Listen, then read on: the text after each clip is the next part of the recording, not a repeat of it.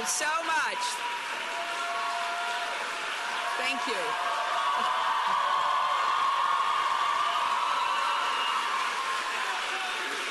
Thank you.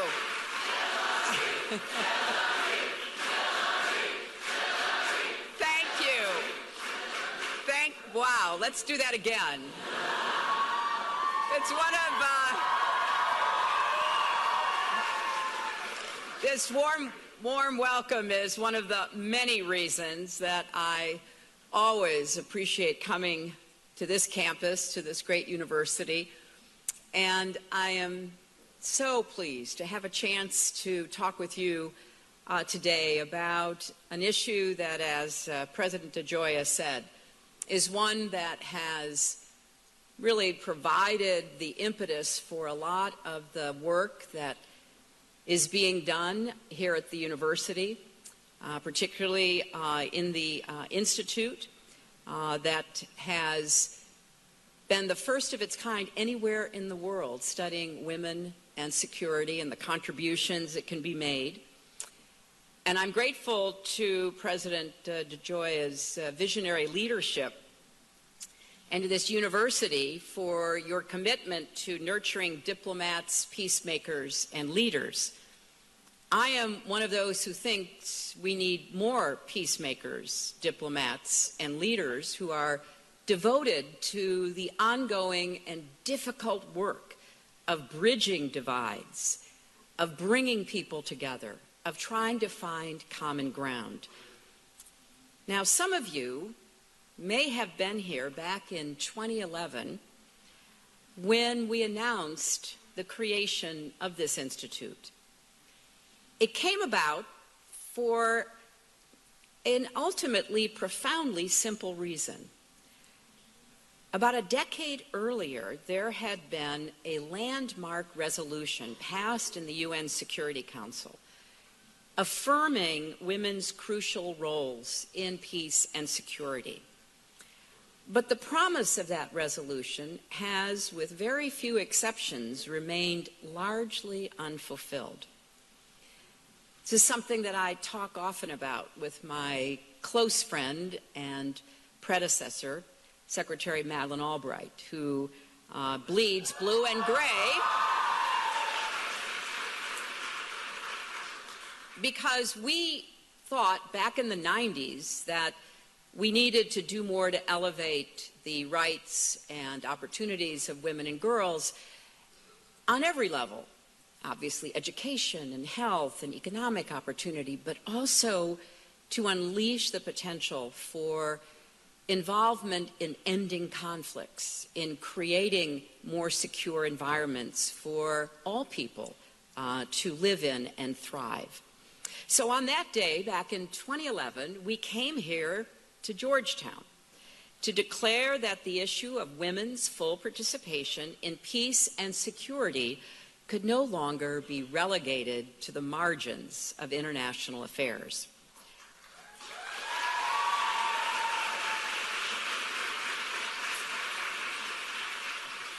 I believed then, and I have to tell you, I believe even more fiercely today, that advancing the rights and full participation of women and girls is the great unfinished business of the 21st century.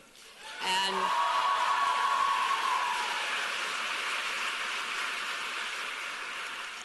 it seems self-evident. It's not only the right and moral goal for us to be pursuing. After all, women represent half of humanity, and we do have a fundamental right to participate in the decisions that shape our lives.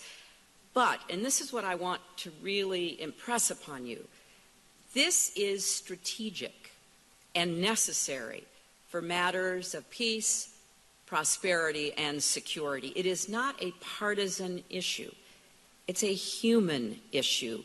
A rising tide of women's rights lifts entire nations. So each year, when I've had the chance to come back for these awards, I am inspired, although increasingly not surprised, to see how far this institute has come. Georgetown's very fortunate, in my highly biased opinion, to have my dear friend, Ambassador Milan Verveer at the helm and backed up fully by the leadership of the university, because the leaders, as President DeGioia just read out, that you've recognized, women and men alike, have come from different backgrounds, certainly different countries, but united in the belief that women are not only victims of war, but must be viewed and help to become agents of change, makers of peace, and drivers of progress. That was the principle behind our efforts at the State Department in the first term of President Obama. We wanted to set a standard, and I'm proud of it because I do see it as strategic and necessary, not just a nice thing to do on the margins somewhere deep in the bowels of the State Department, but front and center. Because standing up for the rights and opportunities of women and girls must be a cornerstone of American global leadership, and therefore it must be woven throughout our foreign policy with the resources, staffing, accountability, and attention needed to back up that commitment.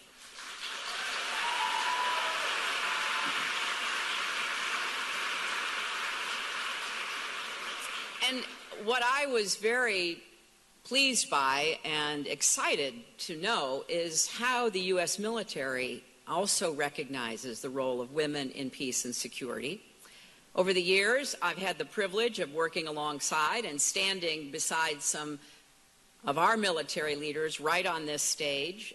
Admiral Sandy Winnefeld, former Vice Chair of the Joint Chiefs of Staff, Michelle Flournoy, former Undersecretary for Defense for Policy, helped to put new emphasis on stopping rape and gender-based violence in conflict zones and post-conflict areas and empowering women to help make and keep peace. This is especially important now when we have across the globe more than 60 million refugees fleeing not only conflicts, but famine and drought and disease. And we have to come to terms with that because, again, it's not just somebody else's problem. It will affect the stability of nations and regions, which in turn could very well bring problems, whether it be conflict and terrorism or disease and criminal activity, to our shores. So global progress depends on the progress of women, and I know we've seen positive results of that theme being actually implemented ever since the UN Women's Conference in Beijing in 1995. But I'm here also to say we are seeing signals of a shift that should alarm us all. This administration's proposed cuts to international health, development, and diplomacy would be a blow to women and children and a grave mistake for our country. Some of you may have seen the recent letter from more than 120 retired generals and admirals to Congress and the administration, urging the Congress and the White House not to retreat from these programs which represent our values.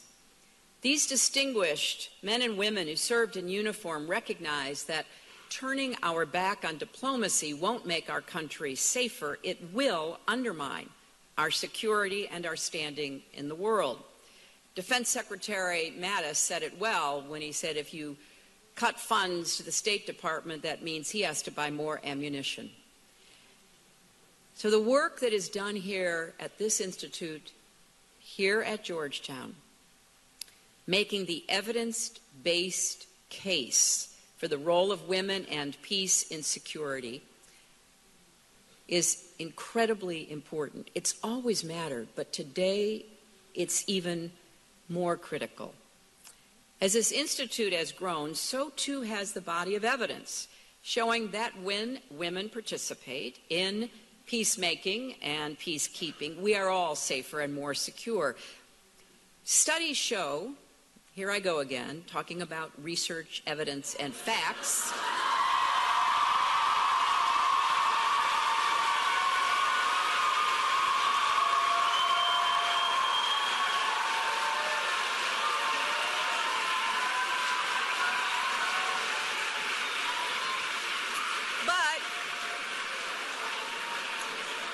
In fact, when women are included in peace negotiations, agreements are less likely to fail and more likely to last.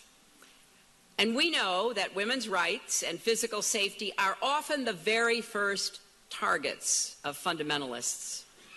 We also know that women are often the first to spot conflict on the horizon coming their way.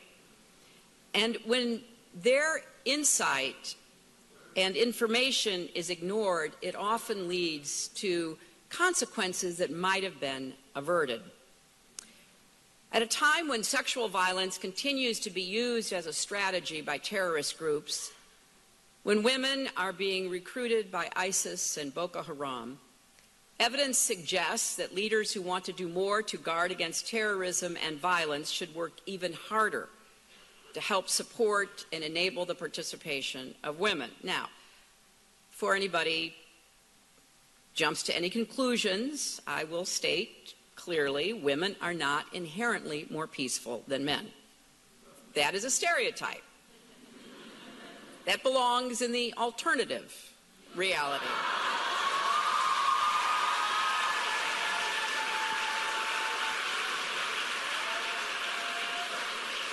But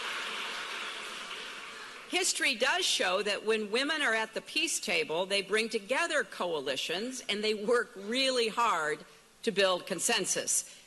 And they are the ones most likely to shine a bright light on issues of human rights, transitional justice, national reconciliation, and economic renewal.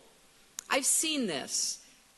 Over the years, I worked with the women of Northern Ireland and watched as they reached across sectarian divides to forge a lasting peace.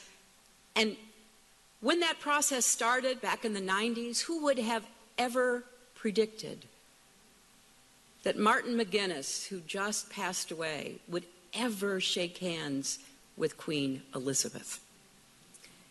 We've seen the women of Liberia force an end to a bloody civil war. If you've never seen the movie Pray the Devil Back to Hell, I highly recommend it, because it shows in very personal ways the points that I am making from this podium today. The women of Liberia went to where the men had been talking about ending the conflict for weeks and weeks, a hotel in Ghana, and they surrounded it and they would not leave. They wouldn't let those who had met to negotiate the peace out of a window or a door until they came to agreement. And then, of course, they ended up electing Ellen Johnson Sirleaf as the first woman president on the continent of Africa.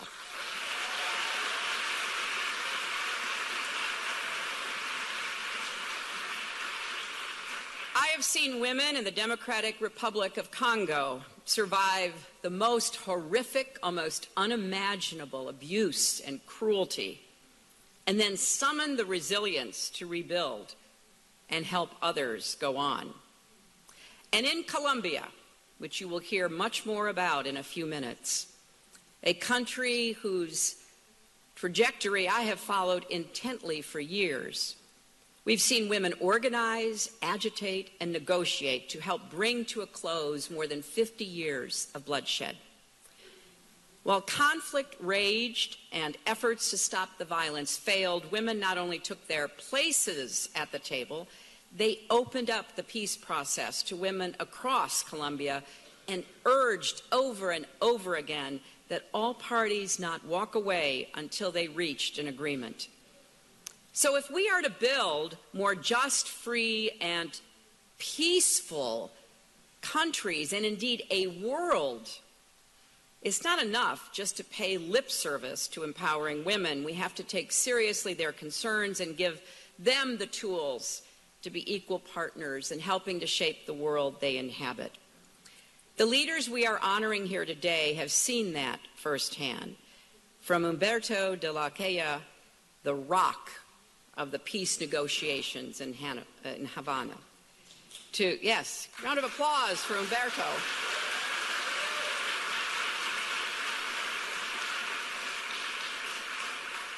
Maria Paulina Riveros, one of 2 women appointed to represent the Colombian government in the talks.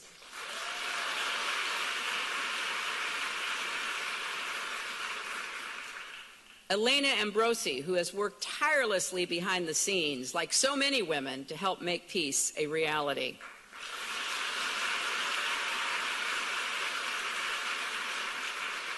And to Jenith Bedoya Lima, a journalist who continued her pursuit of the truth and her advocacy for victims of sexual violence in the face of her own horrors.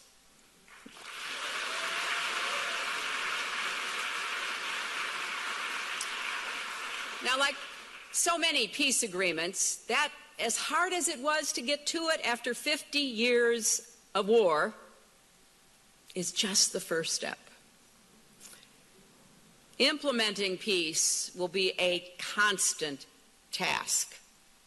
As hard as it is to imagine letting go of the peace that is so hard won, there will be forces at work in the country from all sides to undermine it, to act as though it didn't apply to them, to do everything possible to prevent it from becoming the reality in the lives of Colombians that it can be. Yes, the work will require difficult decisions, transitional justice, and economic viability. But peace is truly within reach.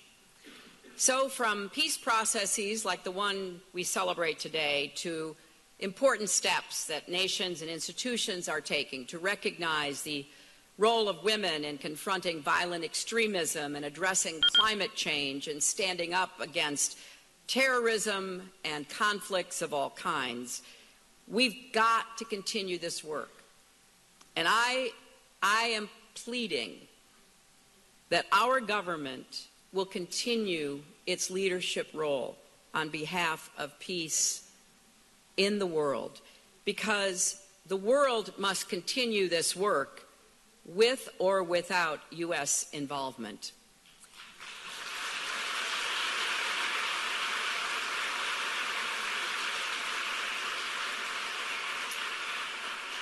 And the choice is ours to make. In this complicated, interconnected, interdependent world of ours, it's not as though you can pick 1 or 2, 3 things that you say, well, that's all I'm going to work on. Events move too quickly. Borders dissolve in the face of pressures. The great connectivity of the internet can spawn both opportunity and despair. So we have to ask, will we be left behind, or will we continue to lead the way? I hope the answer is that we will do whatever it takes to make our country and the world stronger and more secure.